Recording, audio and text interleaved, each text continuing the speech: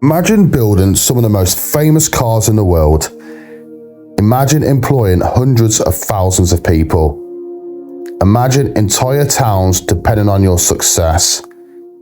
And then imagine watching it all slowly fall apart. Not in a single dramatic moment, not with one catastrophic decision, but over years, one mistake, one strike, one failed car, one missed opportunity at a time. This is a story of British Leyland, a company created to save Britain's car industry, a company that was supposed to secure its future. Instead, it became a symbol of its decline. But this isn't just stories about factories and balance sheets.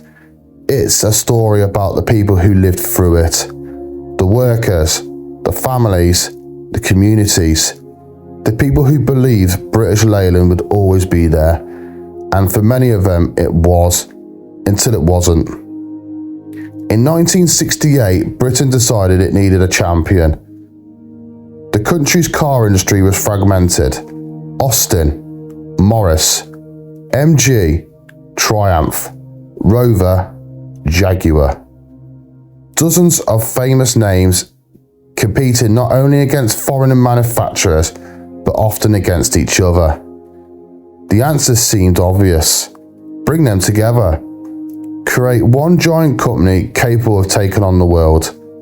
And so British Leyland was born. On paper, it looked unstoppable. Nearly 40 factories, hundreds of thousands of workers. Some of the greatest names in motoring. It was supposed to be Britain's automotive champion. For the people of Longbridge, Cowley and Solihull, as well as countless other factory towns, the future looked secure. My own family was part of that story. My dad was already working at Longbridge. Like thousands of others, he believed he had a job for life. And why wouldn't he? Longbridge wasn't just a factory.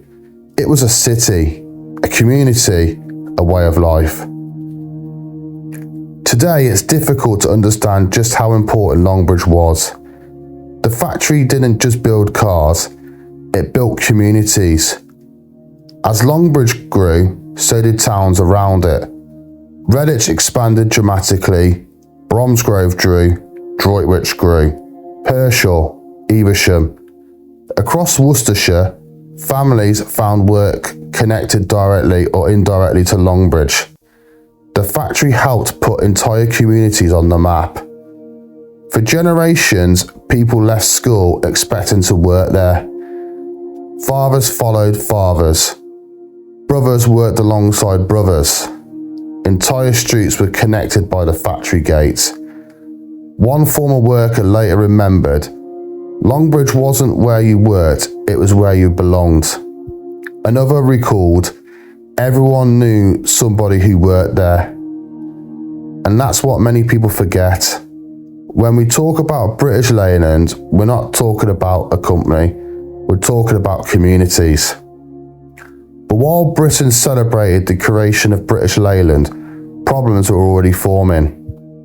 The company wasn't really one company, it was dozens of companies forced together. Different cultures, different factories, different management teams, different priorities. Sometimes they seemed to be competing with each other more than they were competing with the rest of the world.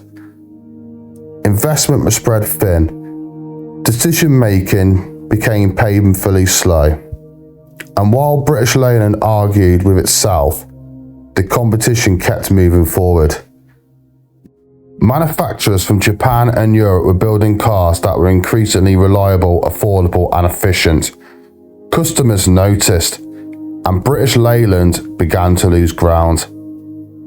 No story about British Leyland could avoid one name: Derek Robinson, better known as Red Robbo. To some people, he became a hero. To others, the man who symbolised everything wrong with British Leyland. The truth was far more complicated. Workers weren't striking because they wanted to destroy the company. Most were fighting for wages, conditions and job security. Many genuinely believed they were protecting their future. But As strike after strike damaged British Leyland's reputation. Cars weren't delivered, production stopped, customers looked elsewhere. Confidence began to disappear. One former worker later reflected, "We didn't realise we were helping to kill the company we were trying to save." And perhaps that's the tragedy. Everyone believed they were fighting for British Leyland, yet somehow British Leyland kept getting weaker. The coolest part of the story is that British Leyland didn't just build bad cars, it built some genuinely good ones. The Mini remained an icon. The Rover SD1 won European Car of the Year. The Austin Metro became one of Britain's best-selling cars. But alongside these successes came cars that became symbols of everything that was going wrong, none more famously than the Allegro. And every family seemed to have an Allegro story.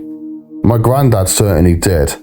One day his Allegro broke right down outside Longbridge itself. The security guards came out and told him it needed moving. His response? "You built it, you move it." Eventually a breakdown mechanic arrived. He took one look and laughed. Apparently a small clip had come off the gear linkage. The mechanic simply said, "I got 1,000,000 of them in the van." It was such a common fault he carried replacements everywhere.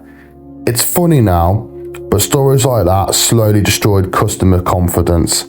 Every breakdown, every joke, every quality issue, it all added up. By the mid-1970s, British Leyland was in crisis. The government stepped in. Nationalisation followed. Billions of pounds were spent trying to save the company. The aim was simple: protect jobs, protect communities, protect Britain's car industry. And for a while it worked. Factories stayed open, new models arrived, hope returned. But the underlying problem never truly disappeared. British Leyland had become too large, too complicated and too damaged. The rescue kept it alive. It didn't cure the illness. Today, people remember British Leyland as a punchline. The strikes, the Allegros, the headlines, the jokes. But this isn't what workers remembered. They remembered friendships. They remembered football teams, Christmas parties, night shifts, families built around the factory, lives built around the factory. One former worker said, "The best thing about Longbridge wasn't the cars, it was the people." And that's what makes this story so painful. Because when British Leyland declined, it wasn't just a company declining, it was communities, it was livelihoods, it was identities. It was the belief that the factory gates would always open tomorrow. In 1985, the British Leyland name disappeared. Not with a bang, not with a grand farewell, it simply faded away. But its legacy remained everywhere. In the towns it helped build, in the cars that still survived, in the families where lives were shaped by its factories, and in the memories of the people who were there. The tragedy of British Leyland wasn't that it built bad cars. It wasn't the strikes. It wasn't even the billions that lost. The real tragedy was the hundreds of thousands of hardworking people believed they were building Britain's future, only to watch that future slowly disappear around them. And that's something no balance sheets could ever measure. Did you work at Longbridge, Cowley or Solihull? Did a family member? What are your memories of those years? I'd love to hear your stories in the comments below, because history remembers the companies, but it's the people who remember what it was really like. Thank you for your time today, everybody, and I look forward to seeing you all in the next video.